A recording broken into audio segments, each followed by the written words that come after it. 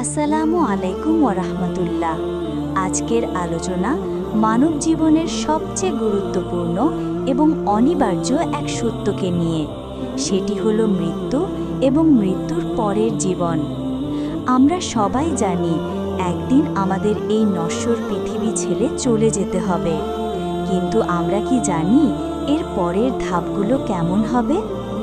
আজকের এই আলোচনায় আমরা জানব কবরের জীবন থেকে শুরু করে জান্নাত বা জাহান্নাম পর্যন্ত আমাদের এই দীর্ঘ যাত্রা সম্পর্কে।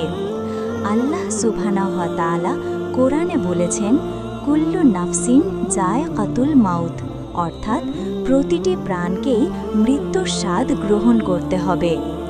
মৃত্যু কোনো শেষ নয়, বরং এটি হলো এক নতুন জীবনের শুরু, যে জীবনের স্থায়িত্ব হবে চিরকালের। আসুন প্রথমে আমরা মৃত্যুর সময়কার অবস্থাটা জেনে নিই। যখন কারো মৃত্যুর সময় আসে, তখন রূহ বা আত্মা কবজ করার জন্য ফেরেশতা আসেন। যদি ব্যক্তি মুমিন বা নেককার হন, তবে ফেরেশতারা তার কাছে সুন্দর রূপে আসেন, রূহ বের হয় অতি সহজে।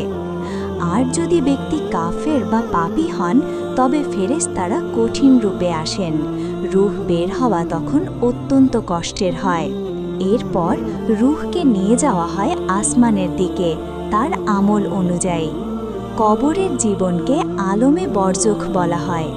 কবরে রাখার পর রূহ আবার দেহে ফিরিয়ে দেওয়া হয়।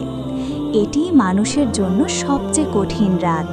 বন্ধু বান্ধব, আত্মীয় স্বজন সবাই বিদায় নিয়ে চলে যায়।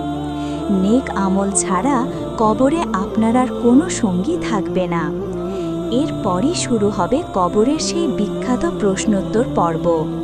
দুইজন ফেরেশতা আসবেন, যাদের নাম মুনকার ও নাকির। তারা তিনটি প্রশ্ন করবেন। 1. তোমার রব কে? 2. তোমার দিন কি? 3. এই ব্যক্তি মুহাম্মদ সাল্লাল্লাহু আলাইহি ওয়াসাল্লাম কে? মুমিন ব্যক্তি নির্ভয়ে জবাব দেবেন, রব আল্লাহ, দিন ইসলাম এবং রাসূল হলেন হযরত মুহাম্মদ সাল্লাল্লাহু আলাইহি ওয়াসাল্লাম। সঠিক জবাব দিতে পারলে তার কবরকে জান্নাতের বাগানগুলোর একটি বাগানে পরিণত করা হবে। তার জন্য কবরে শান্তি এবং আলো থাকবে, জান্নাতের সুঘ্রাণ আসতে থাকবে।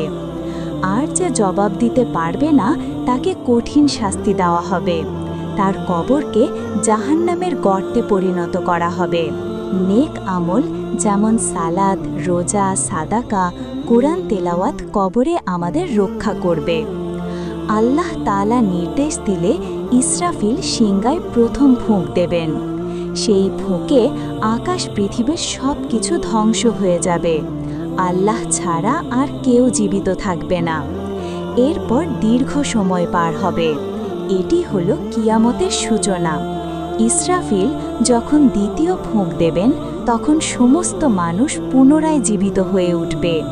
সবাই তখন আল্লাহর দিকে ছুটবে। এই স্থানটির নাম হলো হাসরের ময়দান। এই স্থানটির নাম হলো হাসরের ময়দান। সেদিন সবাই উঠবে খালি পায়ে, বস্ত্রহীন অবস্থায়। শুধুমাত্র নেককাররাই কিছু ছায়া বা সম্মান পাবেন। হাসরের ময়দানের সেই দিনটি হবে অত্যন্ত কঠিন। সূর্যের তাপ মাথার একেবারে কাছে চলে আসবে। মানুষ নিজ নিজ পাপের পরিমাণ অনুযায়ী ঘামের মধ্যে ডুবে থাকবে।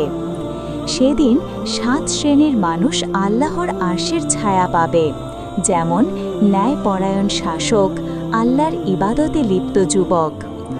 এরপর মানুষের হাতে তার আমলনামা বা জীবনের কাজের হিসাব দেওয়া হবে।